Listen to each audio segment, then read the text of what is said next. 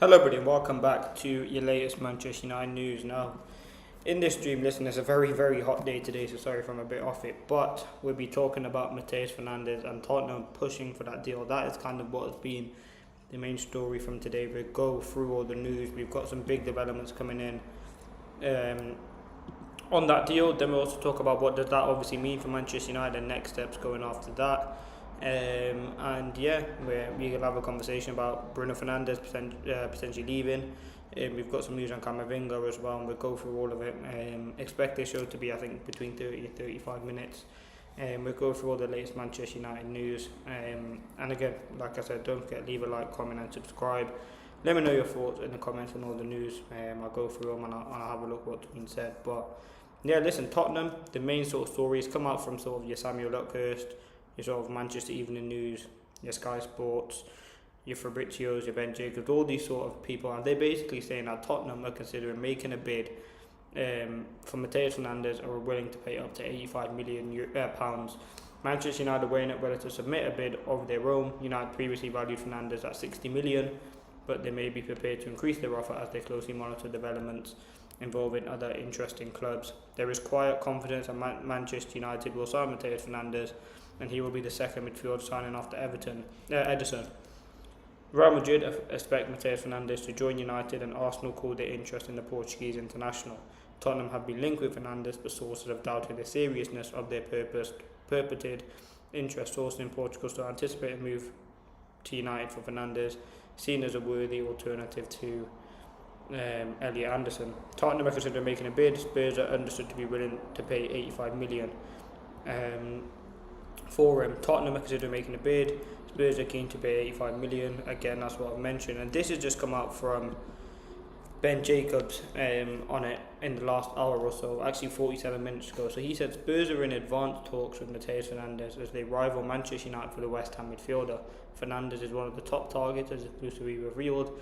West Ham seeking 80 to 85 million, doubled what they paid to Southampton. Incoming £90 million shareholder cash injection is likely to leave West Ham in a strong negotiating position. Manchester United also in talks with both Fernandes and West Ham. Spurs are also rivaling City for Tonali.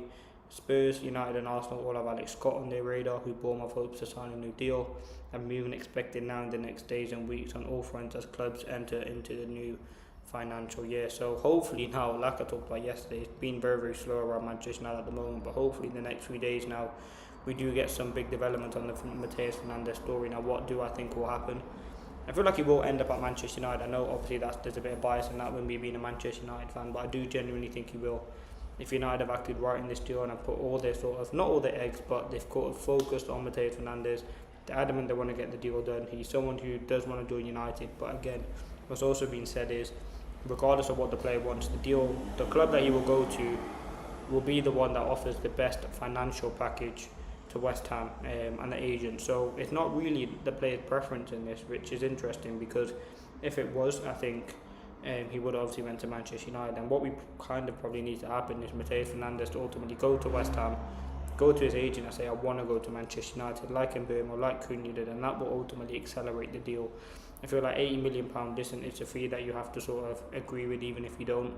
It's a ridiculous fee for a player who, listen, he's only had a year in the Premier League, but this is just the position in which the market finds itself in. I feel like Manchester United are not getting ripped off, because I think he is a player that can become an £80-90 million midfielder, but as I said, it's just the market that we operate in. I feel like any top midfielder that United want to get this summer is going to be in that region. It's not going to be anyone that's 30-40 million. Those players are like your Ederson, who, listen, they're good midfielders, but they're not sort of 80 who massively transform in midfield. So there's a make about it what you want on sort of the price, but yeah, £80 million is what it's going to be, 80 to 85. Obviously, United don't want to pay that. They want to pay north or just upwards of 60 million, which again is something you can completely understand.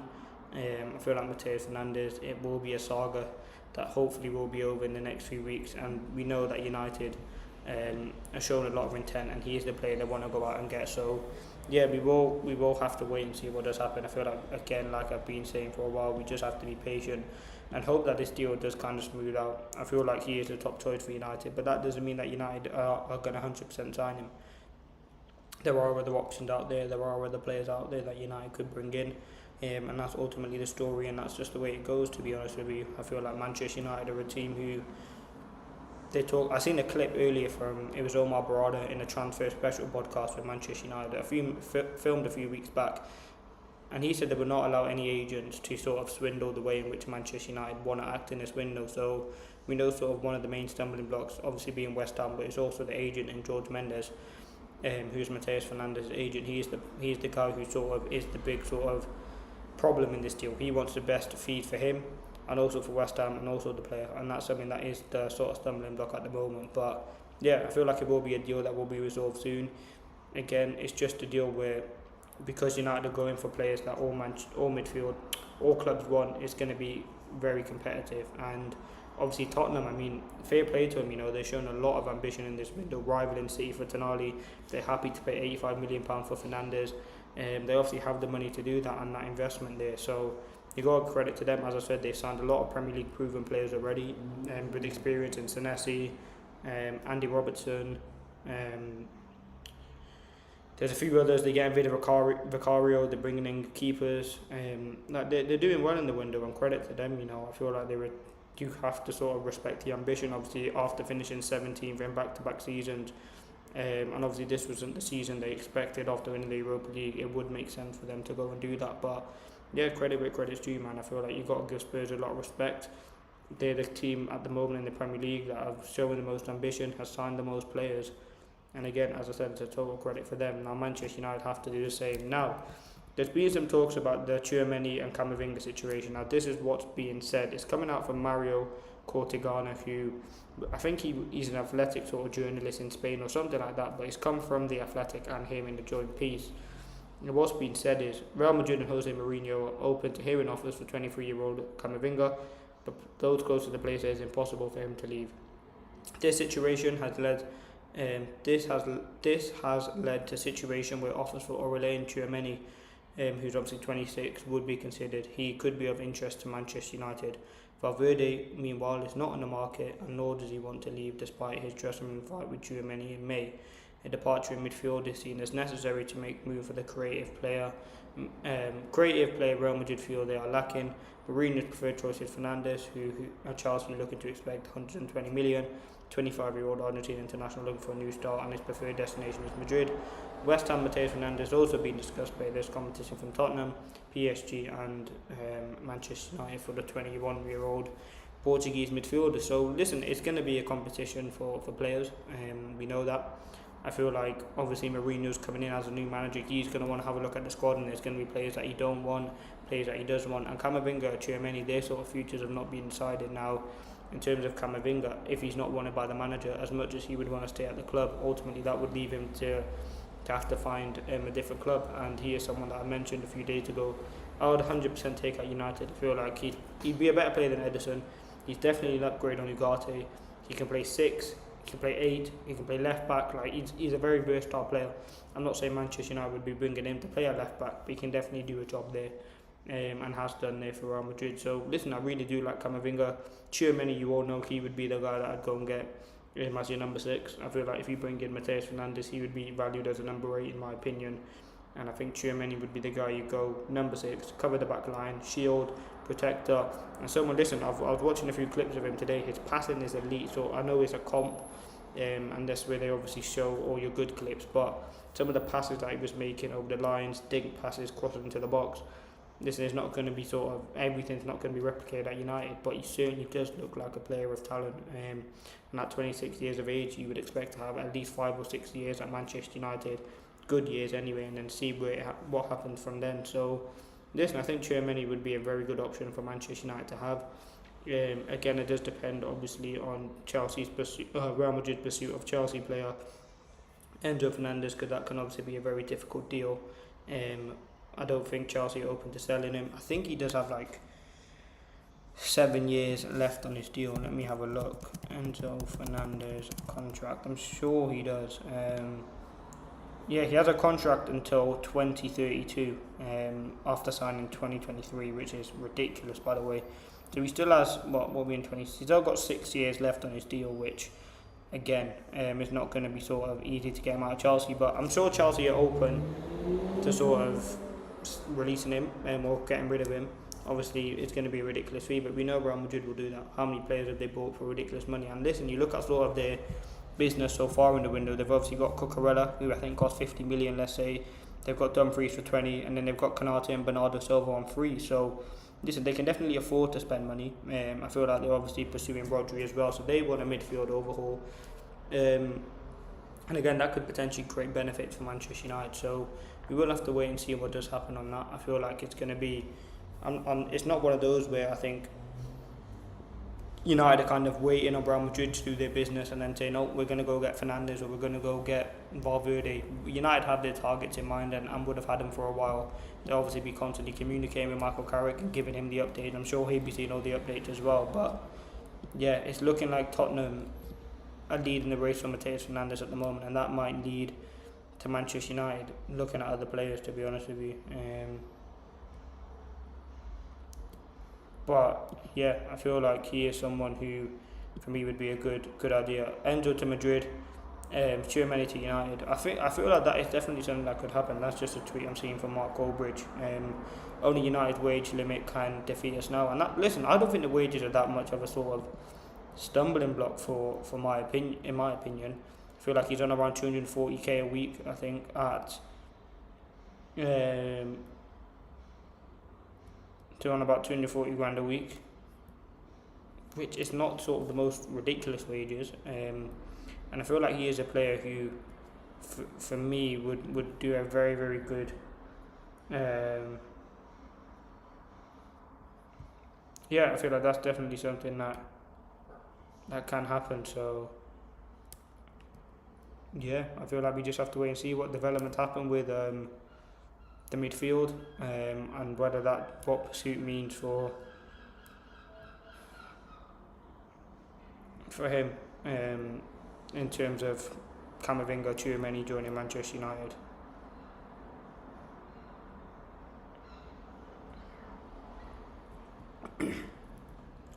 And listen, in terms of price, I don't think £50 million is not bad. You know, when Baleba is going to be 60, 70, Fernandes is going to be 80. I think £52 million is what.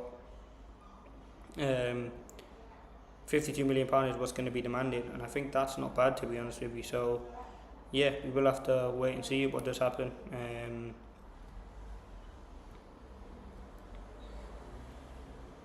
You can let me know your thoughts in the comments below on that. I think that's all that's been said on the midfield stuff. You can let me know your thoughts, as you always do, in the chat or in the comments. And yeah, the next thing, for the next part of the show, I'm going to move on. I've got some interesting things I want to talk about. I want to talk about Roy Keane on Bruno. I want to talk about Alex Scott and Baleba, which I'll talk about next. I'll talk about Mainoo also playing for England and Anthony Robertson being linked. But talking of Bruno Fernandes, I just wanted to say this quickly. Is an article that come out from TalkSport, and it's Bruno Fernandes set to stay at Manchester United despite Saudi interest. Now listen, every summer there's always conversation about whether Bruno's going to stay, when he's going to go. There's been obviously conversation about after the World Cup he will make a decision on the future, but this is what's been said. Bruno Fernandes is set to stay at Manchester United, TalkSport understands. Although Fernandes didn't hold any formal talks with the club over his future before the World Cup, he's already told teammates and those close to his circle he intends to remain. The 31-year-old has a year left on his deal, but there is also a 1-year extension option. Fernandes' contract also contains a £56 million release clause valid for English clubs. Saudi sides Al Hilal, Al Nassr and Al Ittihad had made approaches last summer. Fernandes was tempted by the Al Hilal move, but decided in the end that the best football and family decision was remain at Old Trafford. Saudi deal makers had hoped Fernandes might be open to leaving Manchester United after the World Cup. The TalkSport understands the Portuguese international and plans to stay at least for 1 more year. So listen, I'm happy with that. I really do like Bruno Fernandes.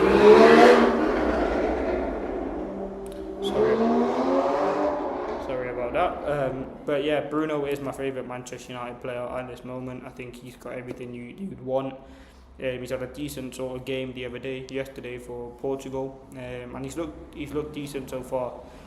He's a player that I do really like at Manchester United. He's got, as I said, everything you'd look for in a player, and I'm very, very comfortable and happy having him at the team. So yeah, him staying at the club is better for Manchester United. I think that 1 year deal will get triggered, and then after that, unfortunately, I think it will be the end of Bruno Fernandes at Manchester United. It's sad to say. I feel like he's someone who deserves to win a Premier League and Champions League. Obviously, we have next season to do that. Do I think Manchester United will do that? No, I don't think so. But again, we have to have hope going into the season. You know, we finished on a strong note last season, and there has to be that sort of ambition and quality and desire to go and win the Premier League next season. If there's any sort of motivation, it would be to do it for Bruno Fernandes, because he's been a great servant to the football club. Someone who's put his heart, put everything on the line for Manchester United, played for injury, big games, records, done everything for this Manchester United team. And I feel like he's someone who, again, as I said, deserves everything really at Manchester United. So we will have to wait and see what does happen there. But yeah, at the moment it looks like Bruno's going to be staying at Manchester United for at least another season, where hopefully he can win a Premier League, win a Champions League, and break his own assist record. But yeah, we will have to wait and see what does happen. Now, the next thing, Fulham's Anthony Robertson, 28, could come into Manchester United's thinking if they decide their left-sided options would be bolstered by a more defensive player. Now, this is coming out from Simon Stone, who again is very, very reliable. When it comes to United news, he only kind of reports things if it's any credibility in it. Now, Anthony Robertson's name is someone that has mentioned as a sort of left-back option. Now, he's 28, obviously plays for Fulham, so Premier League experience. He wouldn't cost you too much money. I feel like he's got a contract until 2028, so I think maybe 15-20 million. The one concern that I have on Anthony Robertson is always his injury problems.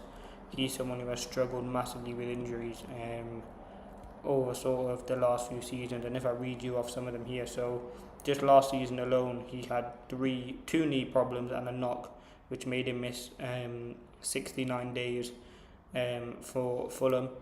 Then in the season before that he had knee surgery, which he missed 89 days, 2 knocks, muscular problems. Like he's had quite a few injuries. They're not sort of anything major. The longest injury that he's had was 89 days out, and that's when he had knee surgery, and that was in August, from May 2025 to August, so in the off season, which he missed 9 games. So actually, upon reflection, it's probably not the worst injury record we've had at United. It's still not great either. I feel like with Anthony Robertson, there definitely is a good player there, and there's no denying sort of his quality.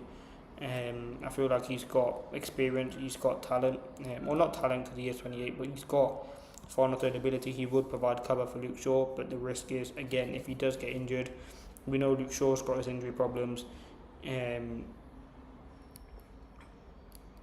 United would sort of struggle.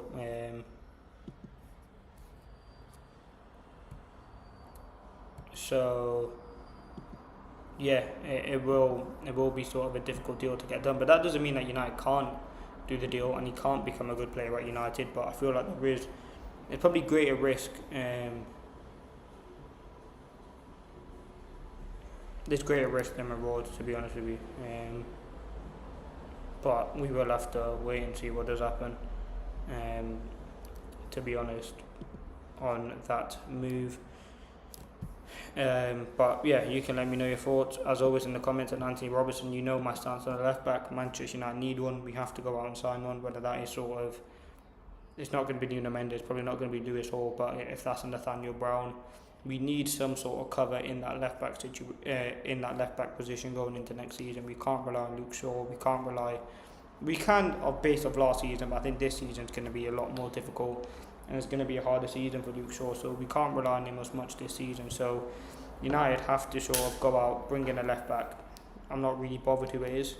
Actually, no, I am, but it's got to be someone that does fit the profile of what we need. I feel like with my last year going as well, it's a position that and with Dorgu playing further forward, it's a position United have to sort of look at sooner rather than later, in my opinion. But yeah, you can let me know your thoughts on that. What would you think of sort of the left back situation? I feel like it's certainly one I feel like the left back will be treated as, once we've got all of our midfielders in, can we then go out and get a left back? I feel like that's going to be how it's treated, unfortunately. I do think it's a priority position, but we will have to wait and see how sort of the window develops. And listen, at the moment United are being very, very slow with their moves, so we have to act quick in this window.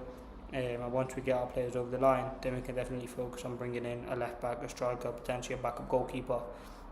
But right now it's full focus on the midfield, and that's the way it should be. In terms of quickly on Tchouaméni, apparently the reported price is 75 million, which again a couple of days ago it was touted at around 55 to 60 million. So listen, that's definitely something that we have to look at. I feel like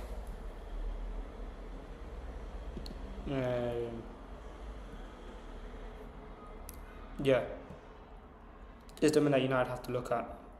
The next thing I want to talk about goalkeeper situation. As I mentioned, United are looking at a backup goalkeeper. A few names that have been mentioned. Cardallo is one of the options for United as a backup keeper. He's out of contract next week. He's currently in discussion with Leeds United. Angus Gunn, who was released by Forest, is an alternative option. Someone's name will also be mentioned is Sam Johnston. Now, in terms of the goalkeeper situation, I've seen something being said in terms of if United were to bring in Sam Johnston, because he come through the United Academy, he would count as a homegrown player. That would allow United to include Aidan Heaven, who is not classified as sort of homegrown player because he hasn't come through United Academy into the squad. Now, I could be getting that wrong, but I think that was my understanding of it anyway. And listen, that makes sense. You know, Sam Johnston, someone who's been at the club before.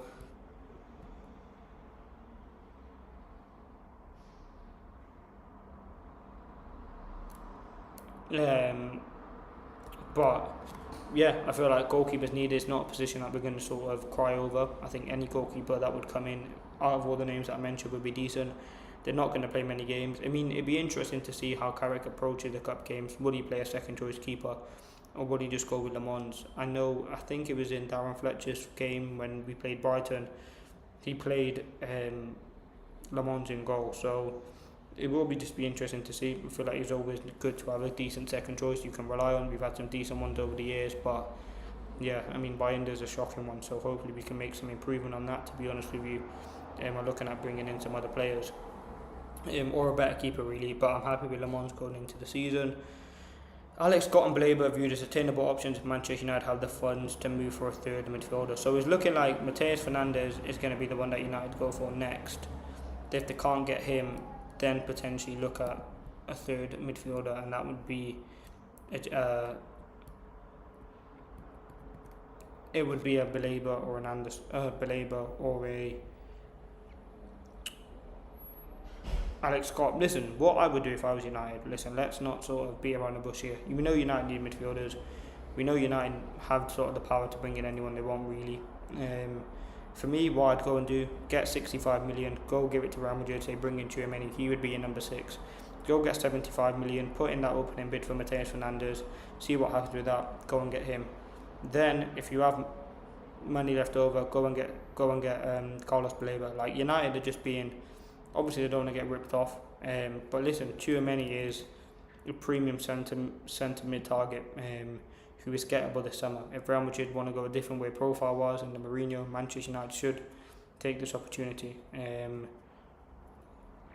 He's got good anticipation, ball-winning interceptions, tackles, physicality, ground coverage, IQ, and listen, it's a no-brainer of a deal in my opinion. Like, I really do like Tchouaméni. I feel like he's a very good player, and he's not like 30, he's not 31, he's not someone who's coming towards the end of his career. He's 26 years of age and still got a lot left at the highest level, and he's been playing for Madrid with a team where he might not feel as valued as he wants, but what we can tell you is if he was to come to Manchester United, he would get regular minutes, he would start every single game, and he would be that number 6 going forward, and that's ultimately something that he has to look at for the better in his career. I hope, obviously, Mourinho don't want to keep him at the club because that will allow Manchester United to go for him, and we know that Manchester United will not hesitate to get a deal done for Tchouaméni, and will be acting on it. So for me, listen, Anderson's not attainable at the moment. It's sad because, again, he is my dream target. He was someone who I thought he would have transformed that United midfield. I mean, I watched him yesterday for England. Wasn't sort of an outstanding game for him, but he's someone who just keeps the ball ticking, makes the right pass, good on the ball, anticipating play,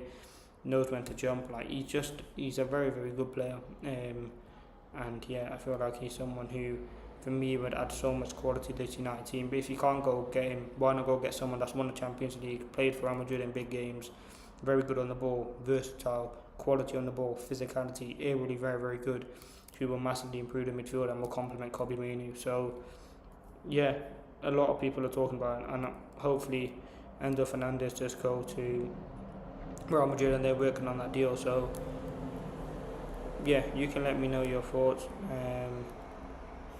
in the comments below on that Tchouaméni situation. The Matheus Fernandes one, listen, Spurs, they come in this race.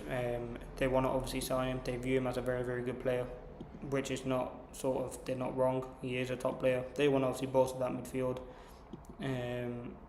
A lot of people are saying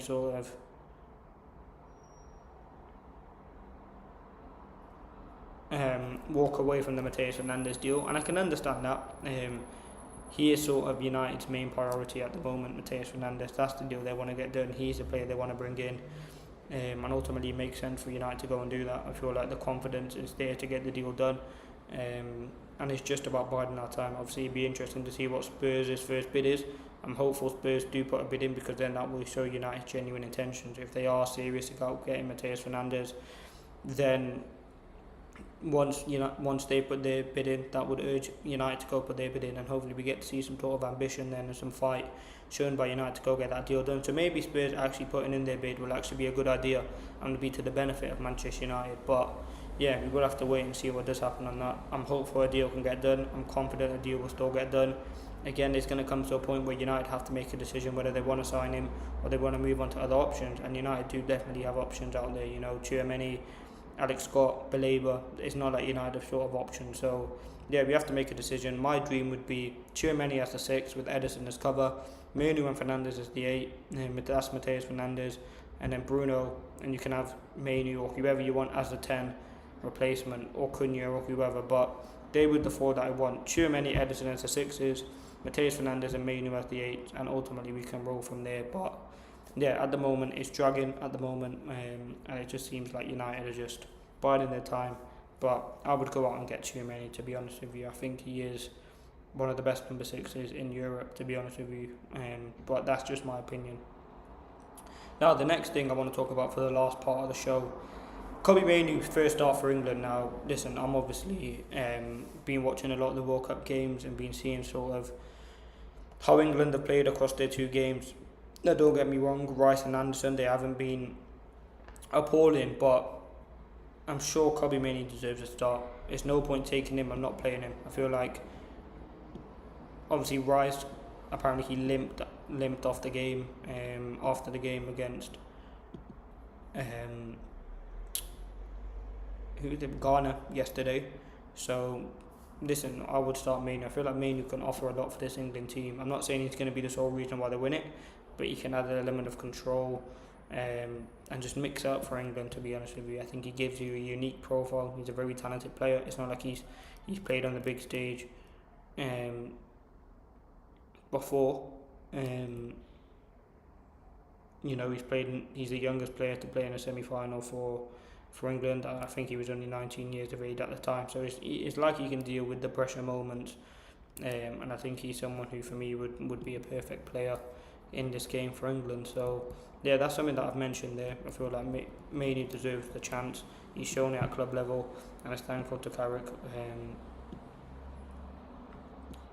Next is up to Carrick really, or it's down to Carrick why he's got there. So yes. Now, the last thing, I just want to talk about this Roy Keane quote on Bruno Fernandes. Now, Bruno Fernandes gets a lot of stick, obviously, from Roy Keane, but this is what he said. He said, when he's got 3-4 options for United on the counter-attack and he's got that space, he would 99 out of 100 times pick the right pass at the right weight. I know people think it looks easy, but he will give him the weight where it will be a one-touch finish, not just behind it. Bruno in that position, unbelievable. Listen, we all know when Bruno's running on that position, he is one of the best. He always seems to pick out the right decision. It's happened many a times over his career for United, especially in the last few seasons.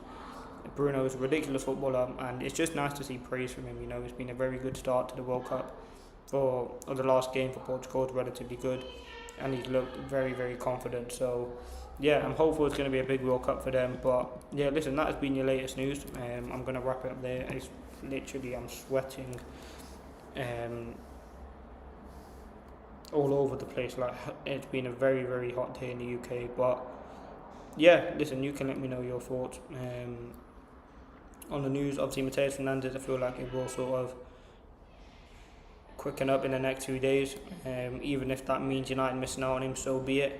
There's going to be other options out there that United can go and sign. And yeah, you can let me know your thoughts in the comment section below. But don't forget, drop a like, comment and subscribe. Let me know your thoughts. I'll be back tomorrow with your latest Manchester United news.